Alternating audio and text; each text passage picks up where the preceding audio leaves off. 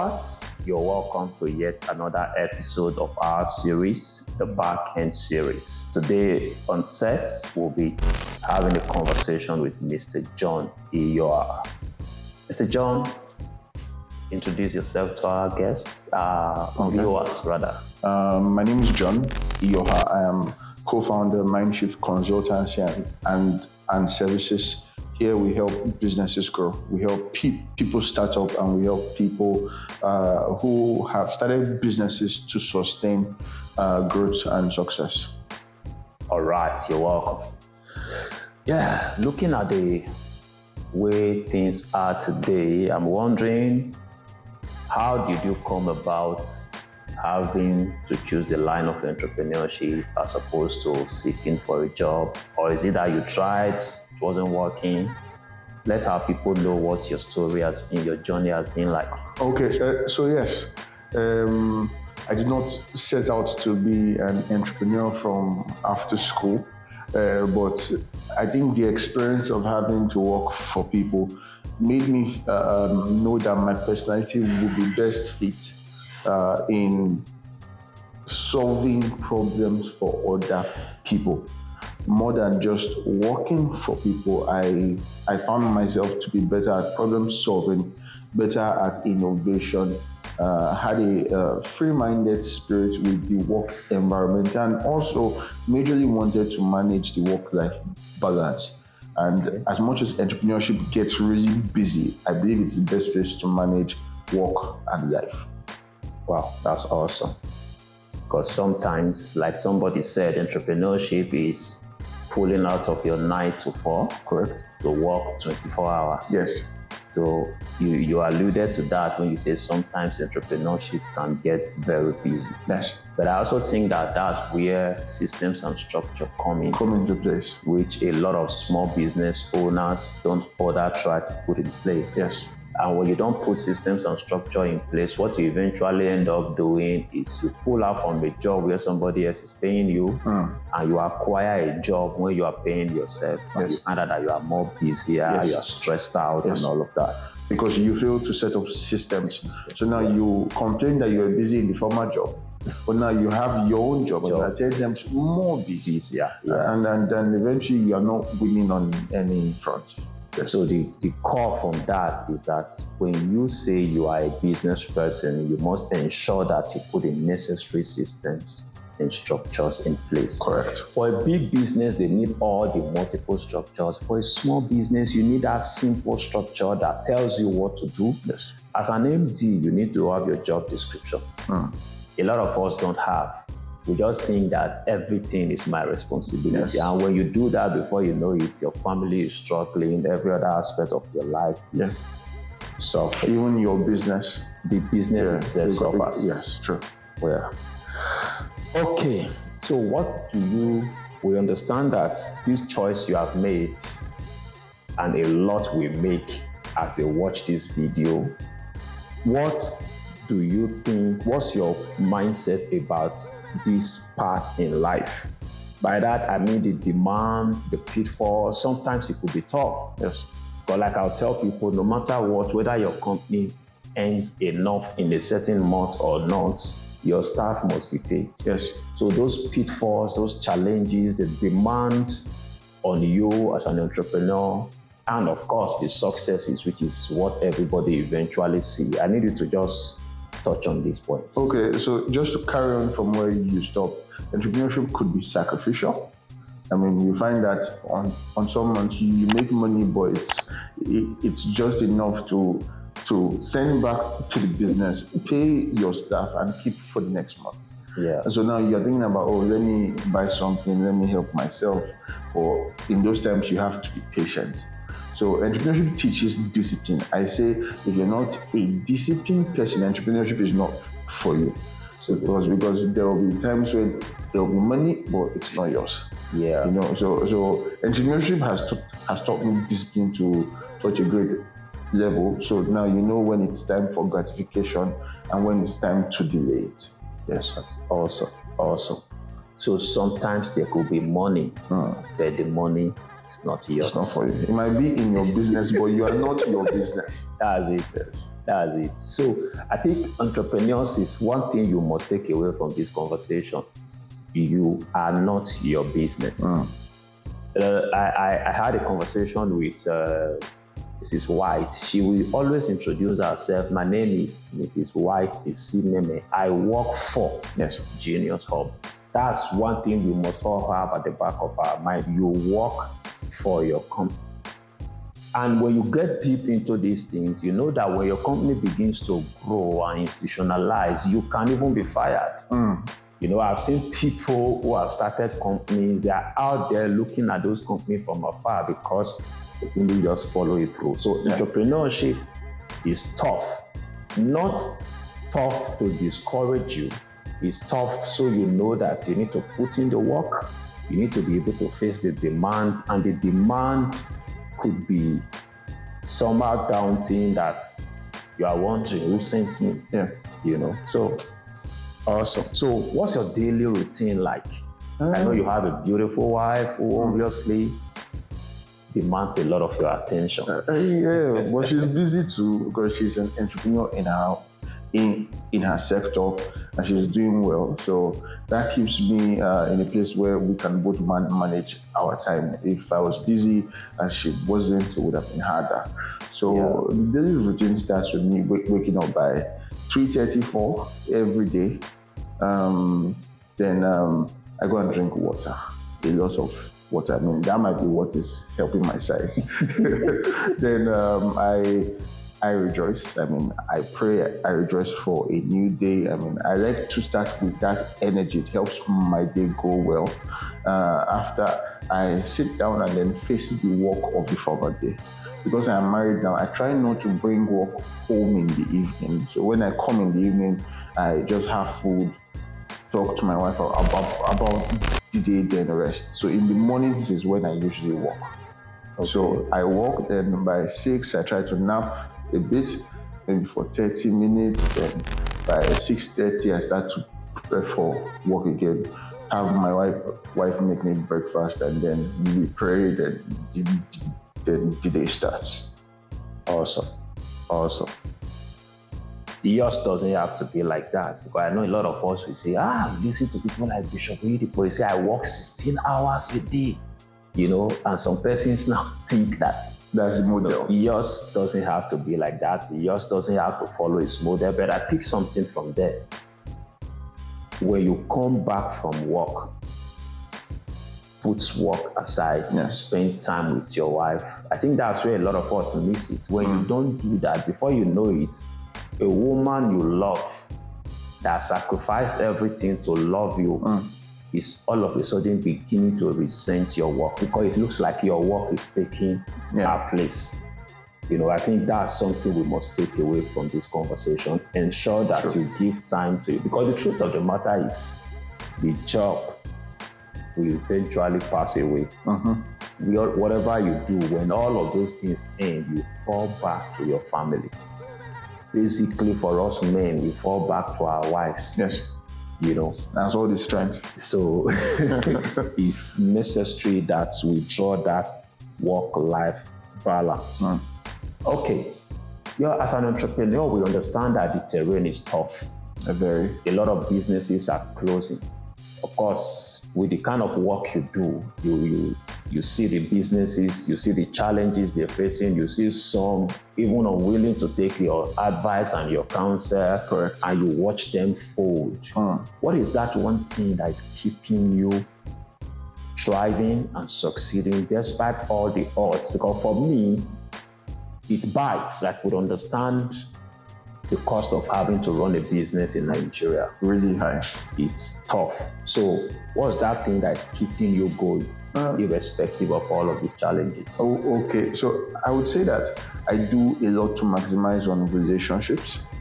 So there are people that I have been friends with for a long time. I make sure that I use the leverage of the relationship to increase in business. So that's one. The other thing now is we try not to see competition, we try to see collaboration. So that has really been my guiding principle for the past few years now, and it's been working. So if you see somebody who is better, you're not automatically thinking, oh, this person is coming to take over this space. You want to just see how you can help them or how you can work together. So that has really helped me.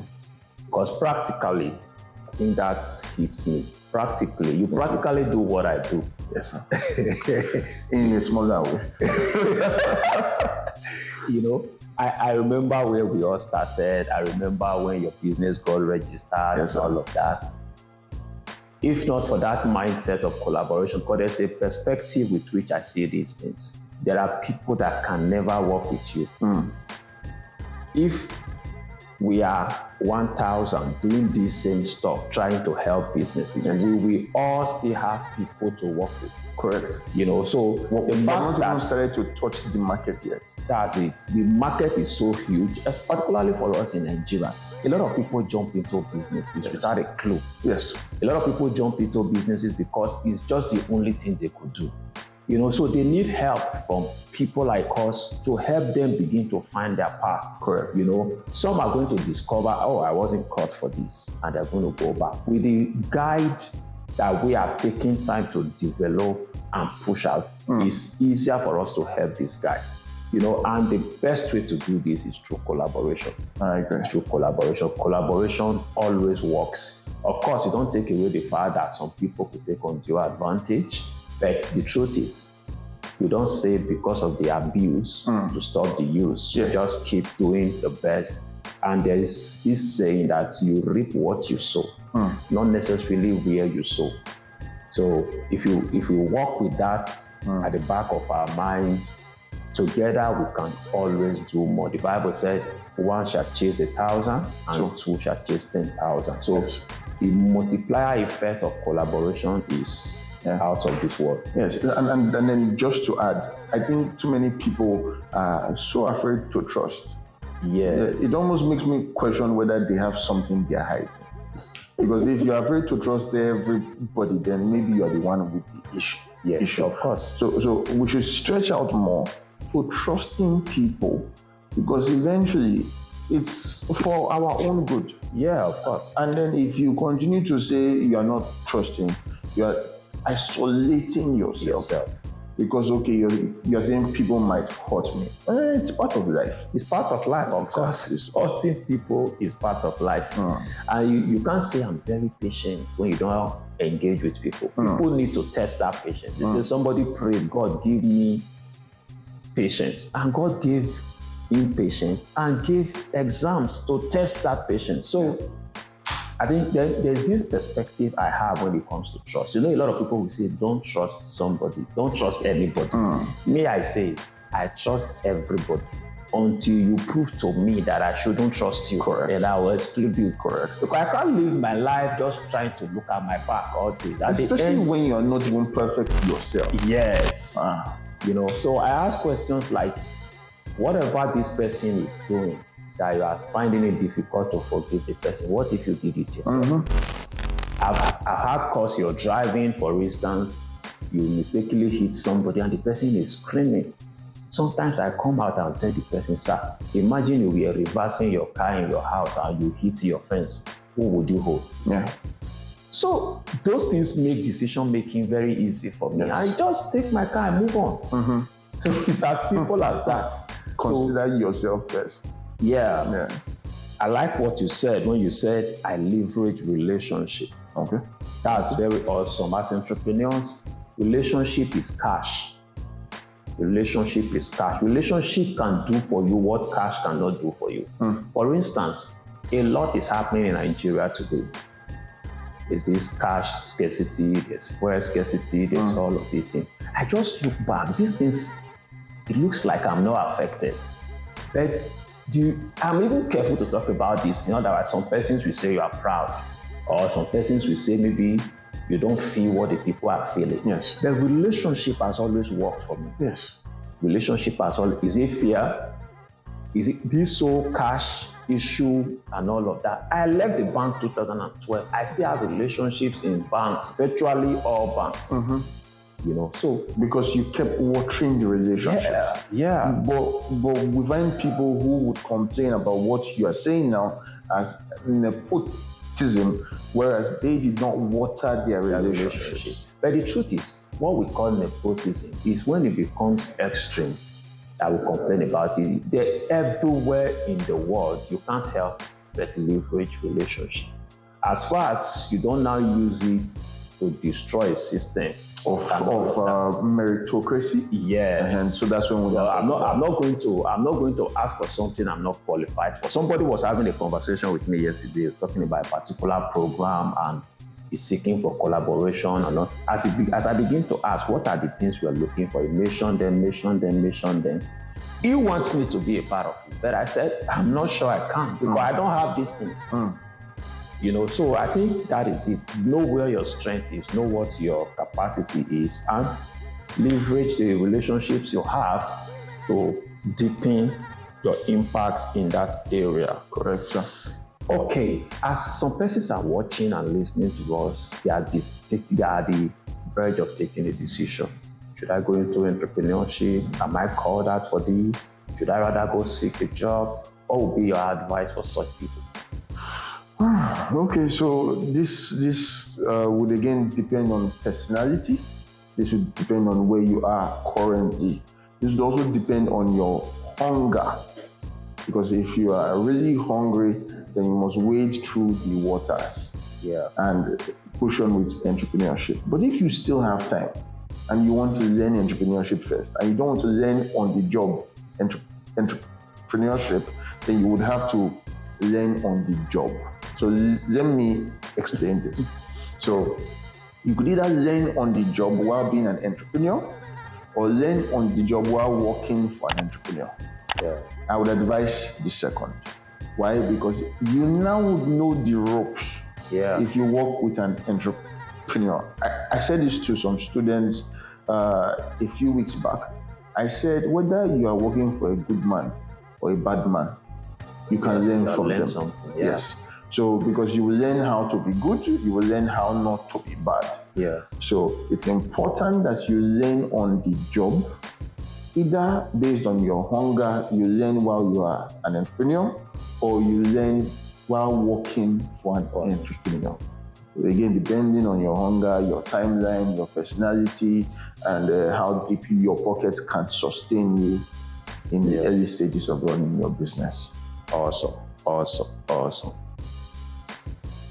Okay. Then at the moment, we know, you and I know that by reason of the work we do, there are businesses that are struggling at the moment. Correct, sir. Trying to find their feet. So what's your guidance? What's your suggestion? What's your counsel to such businesses? Talk to a consultant. I mean, a consultant has a panoramic view of what is happening. I mean, now you're talking about how most of the daily issues that the Nigerian goes through doesn't affect you in that way. So talk to a consultant, because there are many things that a consultant will know that your mind has not even picked on yet. You talk to people about how they might not be selling to the correct set of people, and they are shocked, and they're like, I did not know. I'm like, that's why you should have spoken to a consultant. You have spent 2 years in your business doing the wrong thing. I mean, I was talking to a friend who has a laundry business. I said, why are you not doing packages? You need money to be rolling in. So do subscriptions. Tell people you can wash all their clothes every month and tell them this is the amount to pay. And since then, his business has picked up. But before then, he was going to do daily pickups. I'm like, you're not thinking big. If you're thinking big, you'll be thinking about systems. So with that system, now everybody, your customers now know that every month they will pay you. Now you know, at the end of every month, your subscription fees in total might be up to 200 and something thousand, 400, 5. But before you're taking the money small. Because people know that at the end of the month, I'm going to pay for laundry. Yes. So I must give him clothes. Because I'm already owing him. Yes. You see, as small as that conversation you just had with that laundry guy, that's what hundreds of thousands. Yes. But some persons will tell you consultants are expensive. For instance, I have a small package I call Heart to Heart. It's a 1-hour conversation where we help people to take a look at where they are, their struggles and all of that, and just share thoughts that help them know exactly the very next step. The goal of that conversation is to help you know the very next step to take to broadening your business. For instance, I would say that's what you just had with the laundry guy. You may have done this for free because it's a friend. But the truth is, everybody don't, in fact, even you don't always have that time to keep doing it for free. So people will tell you that consultants are expensive. The truth of the matter is, consultants are solving a problem that generates you money. Simple. So you should be able to pay for their time. Because for instance, people come around and say, sir, help me. I say, no, I'm not helping. It's my work. This is what it costs. This is how I earn a living. This is how I earn a living. You want me to help you better your business where you are selling clothes. I don't sell anything apart from helping to build your business. Yes. So who pays me if everybody calls my service help? You know, the problem here is this, is that people don't think big picture. Many people don't. Because the big corporations pay millions to talk to consultants. Yeah. But people who are in small business never think that they will be big like the big guys. Therefore, when they're talking to consultants, they're looking for how best to minimize cost. Whereas they should be thinking about how to establish a relationship with that consultant so that advice is always there. Yeah, that door is always open. Exactly. Yeah. So again, I think it's a culture thing, and I'm glad that you entered the industry. We came to meet you there, sir, and now we, in many ways, are causing a change in the conversation. Consultants are coming into place now. People are now a lot more interested in personal development, business conversations, and I think the future looks promising in consulting space. Very, very promising. For us in Edo, because I've been in this, I've seen multiple governments come and go. I still give kudos to this current government. Yes. Because for the first time, we saw a government that when we sent a proposal, even when this government came on board, first tenure, when we sent in the proposal, before commissioners were set up, our proposal, we saw the handwriting of the governor on it, communicating it to the chief of staff, and we started having conversations with the chief of staff. So when I saw the likes of Edo Jobs springing up and all of those Edo Innovate and all these business conversations going on, I knew that this was the right kind of person. And you and I know that since the past 6 to 7 years, this thing has taken a faster pace, and the impact is tremendous. Young people now have some sort of clarity. You know, a lot of people like you and many of us have come up helping in little ways, and of course, all of these have its ripple effect. Correct. And for me, I just see that Edo is particularly advantaged. You know, the government is pumping money in things that a lot of people may not clap for him for. You know, because most of the things this government is actually pushing are not things that you can touch. But I must still say that most of those things are also elitist. So there's a level of know-how, a level of preparedness you need to have gotten to be able to enjoy these things. But of course, the ripple effect finds a way of getting through to everybody. And entrepreneurship has taken root in Edo State. I think to just share more like that, what the government is doing is sowing seeds. That the harvest will be bountiful in another 5 to 10 years. We are creating a community of tech people, of business people that know something. So we're not just saying, okay, start your business. We're teaching you how to start. And I tell people this every time. many of us young people would not have still been in Edo State if not that this governor came into power. That's it. Because he has created the enabling environment for us in the consulting space, us in the training space to say there's work to be done here. Yeah. And so all of this has changed now. And if this was not the case, Edo would have suffered another brain drain. A lot. So a lot. And when we say an enabling environment has been created, get us right, that doesn't mean the environment is perfect. It's enabling. So you don't think that everything is in place. No, you must still pay the price.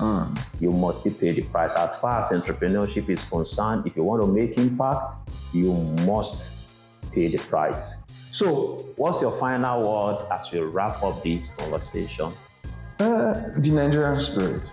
The Nigerian spirit is persistence. I mean, we don't stop going. It's the tenacity that we have.